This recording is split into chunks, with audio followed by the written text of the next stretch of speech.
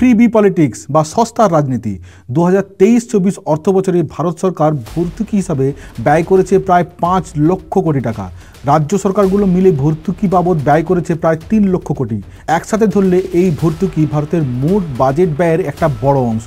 শুধু তাই নয়, এই ফ্রি স্কিমের কারণে ভারতের ঋণের পরিমাণ বেড়ে দাঁড়িয়েছে 155 লক্ষ কোটি টাকা। এই পরিসংখ্যান দেখে মনে হতে পারে ফ্রিবি পলিটিক্স দেশের অর্থনীতিকে ধ্বংস করছে। তবে কি সত্যিই এটি দেশের জন্য খারাপ? এই প্রশ্নের উত্তর খুঁজতেই আমরা আজ এই ভিডিওতে আলোচনা করব। ইতিহাস, উদাহরণ এবং অর্থনীতিবিদদের মতামতের সাহায্যে বোঝার চেষ্টা করব ফ্রিবি পলিটিক্স কি ভারতের জন্য আশীর্বাদ না অভিশাপ।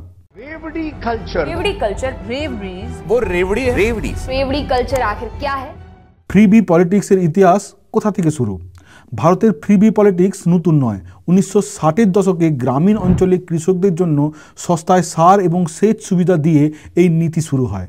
এরপর 1980-র দশকে রাজীব গান্ধীর সময় খাদ্য এবং বিদ্যুতের মতো পরিষেবায় ভর্তুকি দেওয়া হয়। 1990-এর দশকে এটি আরও বিস্তৃত হয়। দক্ষিণ ভারতের বিভিন্ন রাজ্যে যেমন তামিলনাড়ু এবং অন্ধ্রপ্রদেশে ফ্রিবি পলিটিক্স আরও জনপ্রিয় হয়। বিশেষত তামিলনাড়ুর মুখ্যমন্ত্রী জয়ললিতা টিভি, ফ্রিজ ও মিক্সারের মতো সরঞ্জাম বিনামূল্যে বিতরণ করেন। ফ্রিবি পলিটিক্স মূলত সমাজের নিচু স্তরের মানুষের জীবনের একটা বড় পরিবর্তন আনতে পারে। এটি নিম্নবিত্ত এবং মধ্যবিত্ত মানুষকে তাদের মৌলিক চাহিদা পূরণ করতে সহায়তা করে। উদাহরণস্বরূপ, যদি সরকার মানসম্মত সরকারি স্কুল এবং স্বাস্থ্যসেবা বিনামূল্যে দেয় তাহলে মানুষের দৈনন্দিন ব্যয় কমে যায়। জল এবং বিদ্যুৎ পরিষেবা বিনামূল্যে বা স্বল্প মূল্যে দিলে মানুষকে দৈনন্দিন জীবনে স্বস্তি দেয়। ইউরোপের কিছু দেশে যেমন জার্মানিতে বাস এবং ট্রেনের ভাড়া বিনামূল্যে করা হয়েছে। এটি পরিবেশ বান্ধব এবং মানুষের ব্যয় কমাচ্ছে। দিল্লি সরকার গত 10 বছরে ফ্রি বিদ্যুৎ, জল এবং মানসম্মত শিক্ষা স্বাস্থ্য পরিষেবা দিয়ে বড় পরিবর্তন এনেছে। বিদ্যুৎ নির্দিষ্ট ইউনিট পর্যন্ত বিনামূল্যে, জল 20,000 লিটার পর্যন্ত বিনামূল্যে, স্বাস্থ্য, মহল্লা ক্লিনিক ও সরকারি হাসপাতাল বিনামূল্যে। অথচ দেখুন, দিল্লি সরকারের রাজস্ব 2015 সালে 29,000 কোটি থেকে বেড়ে 2023 সালে 75,000 কোটি টাকায় পৌঁছে যায়, আর বাজেট 2015 সাল থেকেই লাভে রয়েছে। এটা প্রমাণ করে ফ্রি পরিষেবা সঠিকভাবে পরিচালিত হলে অর্থনীতির লাভ হয়। এখন প্রশ্ন হলো, ফ্রিবি পলিটিক্স কি অর্থনীতির জন্য ভালো? উত্তরটি সহজ নয়। পক্ষে ও বিপক্ষে দুটি যুক্তি রয়েছে। পক্ষে মত হলো নিম্ন স্তরের মানুষদের অর্থনৈতিক উন্নতি।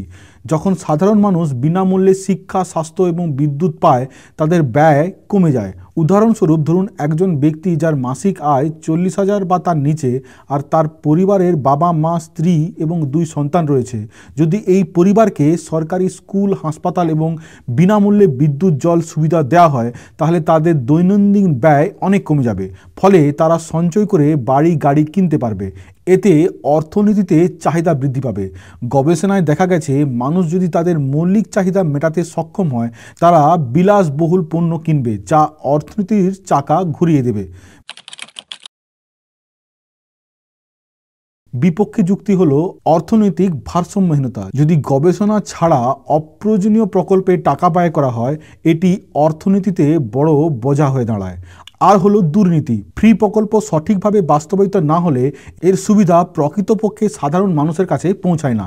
উদাহরণস্বরূপ, অনেক স্কিম ফান্ড লিকেজের কারণে প্রকল্প ব্যর্থ হয়েছে। একবার রাজীব গান্ধী বলেছিলেন যে তার সরকার 1 টাকা খরচা করলে মানুষের কাছে কেবলমাত্র 15 পয়সা পৌঁছাচ্ছে। যদি এই স্কিমগুলোর জন্য অতিরিক্ত ঋণ নিতে হয় তাহলে এটি অর্থনীতির উপর নেতিবাচক প্রভাব ফেলতে পারে। বিশ্বের কিছু উন্নত দেশ ফ্রিবি পলিটিক্স সফলভাবে বাস্তবায়ন করেছে, যেমন নরওয়ে এবং সুইডেন বিনামূল্যে বিশ্বমানের স্বাস্থ্যসেবা এবং শিক্ষা, জার্মানির নির্দিষ্ট অঞ্চলে ফ্রি পাবলিক ট্রান্সপোর্ট, যুক্তরাষ্ট্রে ফুড স্ট্যাম্প এবং মেডিকেডের মতো প্রকল্প লাগু রয়েছে। এই প্রকল্পগুলো মূলত সমাজের নিচু স্তরের মানুষকে ক্ষমতায়ন করতে সাহায্য করে। তবে এই প্রকল্পগুলো দুর্নীতিমুক্ত এবং সঠিকভাবে পরিকল্পিত। আপনাদের মনে হতে পারে ইউরোপ, আমেরিকার দেশে এই ধরনের পরিষেবা প্রদান করা সহজ, কারণ তারা ধনী দেশ। তাহলে চীনের গল্প শুনুন। 70-এর দশকে তাদের অবস্থা ভারতের মতোই ছিল। বিভিন্ন ধরনের ফ্রি প্রকল্পের জন্য চীনের মধ্যবিত্ত শ্রেণী ক্ষমতায়ন হয়। এই শ্রেণী এখন ক্রেতা এবং উৎপাদক দুই ভূমিকায় অর্থনীতির চাকা ঘোরাচ্ছে। চীনের গ্রামীণ অঞ্চলগুলোতে বিনামূল্যে বাসস্থান, স্বাস্থ্যসেবা এবং কর্মসংস্থানের সুযোগ দেওয়া হয়েছে। এর ফলে চীনের 85% বেশি জনগোষ্ঠী এখন মধ্যবিত্তে পরিণত হয়েছে, যারা দেশের অর্থনীতির প্রধান চালিকা শক্তি। দ্বিতীয় হলো শিল্প এবং উৎপাদন বৃদ্ধি। শিক্ষিত এবং দক্ষ জনশক্তি তৈরি হওয়ায় চীন দ্রুত উন্নত শিল্প এবং উৎপাদন খাতে স্থান করে নিয়েছে।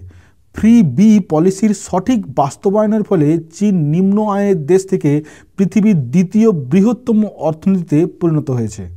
বিখ্যাত অর্থনীতিবিদ নোবেলজয়ী অভিজিৎ বন্দ্যোপাধ্যায় মনে করেন, যদি সরকার সমাজের নিম্ন স্তরের মানুষের মৌলিক চাহিদা পূরণ করে তবে তা অর্থনীতিকে চাঙ্গা করতে পারে। তার বই পুওর ইকোনমিক্সে তিনি বলেন, অর্থনৈতিক প্রবৃদ্ধির জন্য নিম্ন স্তরের মানুষের উন্নতি অপরিহার্য। তাহলে ফ্রি বি পলিটিক্স ভালো তখনই হয় যখন এটি সাধারণ মানুষের মৌলিক চাহিদা পূরণ করে। শিক্ষা, স্বাস্থ্য, বিদ্যুৎ, জল এবং পরিবহন বিনামূল্য দিলে মানুষ আর্থিকভাবে মুক্তি পায় এবং অর্থনীতিতে অবদান রাখতে পারে। কিন্তু যদি এই প্রকল্পগুলো অপরিকল্পিত হয়, অপ্রয়োজনীয় খাতে ব্যয় হয় বা দুর্নীতিগ্রস্ত হয়, তাহলে এটি অর্থনীতির জন্য বোঝা হয়ে দাঁড়ায়।